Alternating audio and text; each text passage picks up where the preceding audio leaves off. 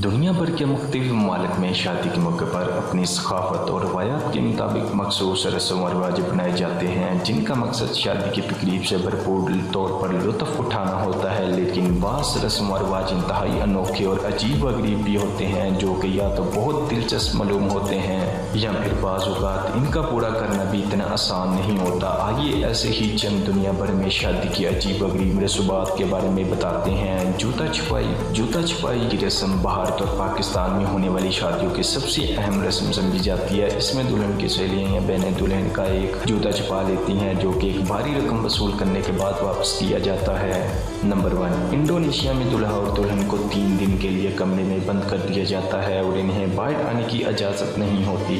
बाज़ार ये एक दिलचस्प रस्म मालूम होती है, लेकिन सब्र कीजिए, इसका एक तल्ख पहलू भी है। जी हाँ, इन दुल्हा दुल्हन को 3 दिन तक बाथरूम इस्तेमाल करने की इजाज़त भी नहीं होती। जापानी दुल्हन रस्म के तौर पर एक मौके पर सिर्फ सफ़ेद रंग का ही इस्तेमाल करती हैं। इस रस्म में दुल्हन सर से लेकर पांव तक सफ़ेद रंग ही ज़ेर तन की होती हैं, यहाँ तक कि दुल्हन ने मेकअप भी सफ़ेद रंग का ही कर रखा होता है। इस मौके पर पहने जाने वाले खास लिबास के साथ एक खास बड़ी सी टोपी भी होती है। जापानियों का मानना है कि ये टोपी हसद वाले सींग छुपाती हैं और ये हसद दुल्हन को अपनी सास की तरफ से महसूस हो सकती है। नंबर 2, ईरान में दुल्हा के दोस्त ही इसके हजाम बन जाते हैं और दुल्हा की शेप बनाते हैं। इस शेप के बाद दुल्हा की सास इसे शहद और बादाम खिलाती है। ये भी एक इंतहाई दिलचस्प रस्म होती है, जिसे बड़े जोर शोर से अदा किया जाता है। नंबर 3, जर्मनी में दुल्हा दुल्हन जब अपना घर बसाने का आगाज करते हैं तो इससे कबल इन्हें इनके मिट्टी के बर्तनों की सफाई करना होती है, जो इनके रिश्तेदारों ने फेंके होते हैं।